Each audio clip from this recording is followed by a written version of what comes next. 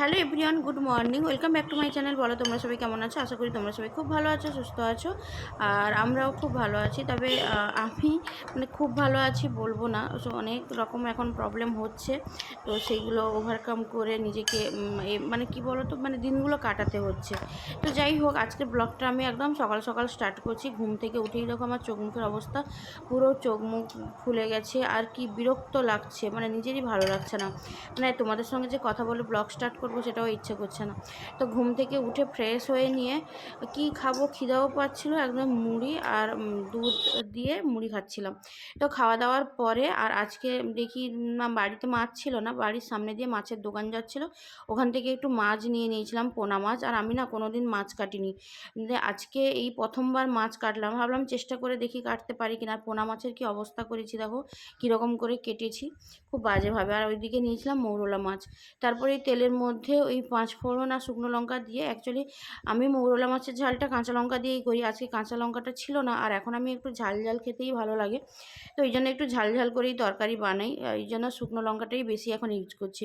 তো কালো জিরে, শুকনো লঙ্কা, অল্প একটু চিনি দিয়ে ফোড়ন দিয়ে তার মধ্যে তোমার পেঁয়াজ রসুন দিয়ে দিয়েছি, দিয়ে এখন এটা ভালো করে পেঁয়াজটাকে কষিয়ে নিব, কষিয়ে নিয়ে তারপরে তোমার হলুদ আর লঙ্কার গুঁড়ো দিব। যেহেতু ঝাল ঝাল করে বানাতে চাইছি ওই জন্যই কিন্তু এইরকমভাবে বানাচ্ছি, নাহলে কিন্তু আমি এটা কাঁচা লঙ্কা দিয়েই বানাই, আর কাঁচা লঙ্কা দিয়ে যেমন খেতে ভালো হয় এমনি তেমনি কিন্তু এইভাবেও খেতে ভালো হয়। তো যাই হোক, এখন দেখো এখন নুন, হলুদ, লঙ্কা যা যা দেওয়ার সমস্তটা দিয়ে দিয়েছি। আর আজকে শরীরটা আমার সকাল থেকে প্রচণ্ড খারাপ করছে, কিন্তু কী আর করবো, একা একা যেহেতু আছি, রান্নাবান্না করে খেতে তো হবে। আর এখন না ওই একটা কিছু মানে ঝোল ভাত বা একটা কোনো তরকারি করে খেয়ে নিব, ওইটা হয় না। মানে একটা তরকারি করলে মনে হয় আমি এই অবস্থায় একটা তরকারি দিয়ে খাবো, আর দুটো করে নিই, এইরকম করে করে অল্প অল্প করে হলেও না 2-3টে তরকারি আমি নিজে বানিয়েই নিই। আর যেহেতু এখন সকালে তো স্কুল, আর আজকে আমি স্কুলও যেতে পারিনি শরীরটা খারাপ বলে, তো একদমই সোমবার থেকে তো আর সকালে না, সোমবার থেকে একদমই 10টায় শুরু হয়ে যাবে। তো তখন থেকে আমি চেষ্টা করব রেগুলার মানে একটা রুটিন মেনটেন করার, এবং কিভাবে কি করছি না করছি সবটাই তোমাদের সঙ্গে শেয়ার করব। তো যাই হোক, এখন আমার কিন্তু মাছের ঝালটা মোটামুটি ডান। মৌরলা মাছের ঝাল, উপর থেকে একটু সর্ষের তেল দিয়ে দিলাম, আর আমার কিন্তু এইরকম মৌরলা মাছের ঝাল কিন্তু ভীষণই ফেভারিট, মানে খুবই পছন্দের। এরকম করে নিজে বানিয়ে খেতে আমি আরও বেশি পছন্দ করি। তো তারপরে দেখো এইদিকে মাছের ঝাল রেডি, এদিকে আমার পোনা মাছের টক, আমচুর দিয়ে টক করেছি, একদম 4 পিস মাছের টক করেছি। টক যদি থেকে যায় তো ফ্রিজের মধ্যে রেখে দিব। তো তার মধ্যে দেখি আমার একটা পার্সেল এসছে, ওটা তেমন কিছু না, এটা যখন আমি মানে ইউজ করব, যেই জিনিসটা নিয়ে এসেছি, তো ওটা তখন তোমাদের সঙ্গে শেয়ার করব। তারপর আবার চলে এলাম ওই শুশনি শাক, পিসি যে পাঠিয়েছিল, ওই শুশনি শাক ছিল, তো অল্পটা আমি রান্না করে একদিন খেয়ে নিয়েছিলাম, আর অল্প ছিল, ওটা আমি এখন ভেজে নিচ্ছি। আর শাকটা যেহেতু এখন খাওয়া ভালো, পিসি পাঠিয়েছে, তারপর স্পর্ধা জয়শ্রী এসেছিলো, স্পর্ধা নিয়ে এসছে, তো আমার কাছে এখন শাকের অনেকটাই স্টক, আস্তে আস্তে করে আমি রেগুলার মোটামুটি এখন শাকটা খেতে পারবো। তো তারপরে এদিকে দেখো আমার স্নান হয়ে গেছে, স্নান পুজো টুজো করে নিয়ে এখন ওই দুধ দিয়ে গেছিলো, ওটাকে আমি এখন গরম করব।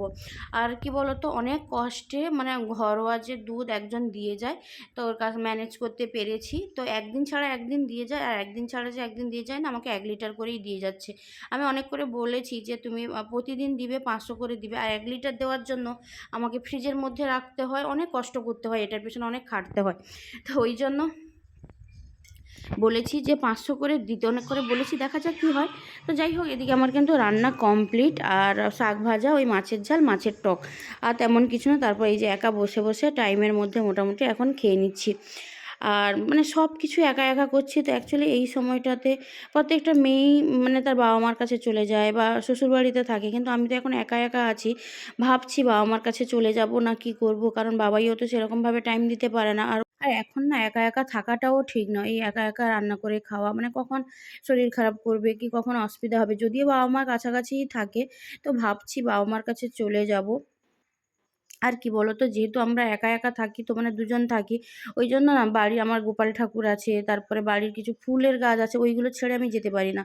মেডিসিনের গায়ে দেখছি রং দেওয়া আছে না কি জানি বাবা। এখন একটু সন্ধ্যাবেলা নয়, এখন বাজে তোমার 5:30 বাজে। আর বাড়ির সামনে অনেক দিন থেকে একটা মেলা হচ্ছে, অনেক দিন থেকে যাবো যাবো বলে আর যাওয়া হয়নি। আজকে ভাবলাম যে একটু হেঁটেও আসবো একটু রাস্তায়, আর তেমনি একটু মেলাটাও ঘুরে চলে আসবো। তো একাই বেরিয়েছি, একা যাব। তো দেখি, আর এইসব মেলায় কী বলতো, একটু ক্লিপ এটা ওটা ওইগুলো একটু বেশ নেওয়ার থাকে, ওই জন্য ভাবলাম যাই একটু ঘুরে আসি, দিয়েই বেরিয়েছি। আর চোখ মুখের অবস্থা, মুখটা পুরো একদমই বড় একটা রসগোল্লার হাঁড়ি।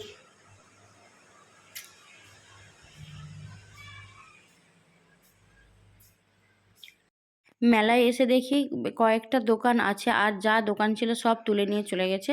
তবে যে কয়েকটা দোকান ছিল তার মধ্যে আমার এই দোকানটা বেশ ভালো লাগলো। এখানে কিন্তু অনেক কিছুই পাওয়া যাচ্ছে, ওই স্টিলের মানে সংসারের জিনিস আর কি। এখন তো আর সেই কানের দুল, ক্লিপ, ফিতে ওই সবের দিকে আর নজর যায় না, কেন জানি না।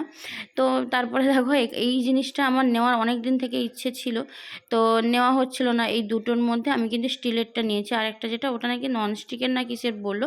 আমার মনে হলো যে ননস্টিকের থেকে মনে হয় এই জিনিসটা ভালো হবে। এটা স্টিল বলে না কি বলে জানি না, তবে এই জিনিসটা মনে হয় ভালো হবে। হয়তো একটু মানে তেলের দাগ হয়ে যাবে বা কিছু, আর এই 5 ফোড়ন বা কোনো কিছু একটু তেলের মধ্যে গরম করে ওই ফোড়ন দেওয়া ব্যাপারটা বেশ ভালো হবে এটাতে। তো এটা একটা নিয়েছিলাম, আর তোমার নিয়ে নিয়েছিলাম ছাঁকনি। তারপরে এই দোকানটা দেখো প্রচুর স্টিলের জিনিস আছে, স্টিলের, তারপরে তোমার আরও অনেক ভ্যারাইটি সব জিনিসপত্র আছে। তো তারপরে এদিকে বেশ কিছু কাপও আছে। তো কাপ তো আমি ওইসব এখন নিব না, তো কিছু জিনিস দেখছিলাম, তার মধ্যে দেখি এই জিনিসগুলো না আমার অনেক দিন থেকে নেওয়ার ইচ্ছে ছিল। আমি অনলাইনে দেখতাম, অনলাইনে না অনেক দাম, তো এখানে দেখলাম জিনিসগুলো বেশ ভালো। তো এর মধ্যে না আমার এইটা বেশ পছন্দ হয়েছে, আর এটা কিন্তু আমি নিয়েও নিব। তো এইটা নিয়ে নিয়েছিলাম। তারপরে কিন্তু আমি বেশি মেলা ঘুরিনি, আর একা একা গেছি তো পুরো ফাঁকা, কেউ নেই। আর ঠিক মানে বাড়ির সামনেই রাস্তার অপোজিটেই মেলাটা বসছে। আর কতদিন হচ্ছে যেন এই মেলা, পুরো 1.5 মাস মতো হয়ে গেছে, কিন্তু আমি একদিনও যাইনি। এই প্রথমবার গেলাম, তাও আবার একা। বোনেদেরকেও নিয়ে যাব বলে আর যাওয়া হয়ে ওঠেনি। তো যাই হোক, তারপরে কিন্তু এখান থেকে একটু ক্লিপ ওই সবই দেখছিলাম। তারপরে শরীরটাও খারাপ করছিল, বেশিক্ষণ হাঁটতেও পারছিলাম না, মানে কষ্ট হতো না। তারপরে আমি কিন্তু বাড়ি ফিরে গেছিলাম। তো আজকের ব্লগটা কিন্তু আমি এখানেই এন্ড করব, ব্লগটা আর কিন্তু কন্টিনিউ করিনি। আর এদিকে বাবাইয়ের জন্য একটু পাঁপড়ির চাট নিয়ে এসেছিলাম, আর একটু ফুচকা নিয়ে এসেছিলাম। তো পাঁপড়ির চাটটা তো একদমই ভালো ছিল না, মিষ্টি ছিল, আর ফুচকা। তো যাই হোক, আজকে ব্লগটা এখানেই এন্ড করলাম। ব্লগটা একদমই ছোট্ট হয়ে গেছে। তো আজকে ব্লগটা কেমন লাগলো অবশ্যই জানাবে। ব্লগটা যদি ভালো লাগে please do like, comment and subscribe. আর এখনও পর্যন্ত যারা যারা আমার চ্যানেলটাকে সাবস্ক্রাইব করেনি প্লিজ চ্যানেলটাকে সাবস্ক্রাইব করে দিও। সবাই খুব ভালো থাকো, সুস্থ থাকো, এইভাবে সাপোর্ট করো। সবাইকে টাটা, গুড নাইট।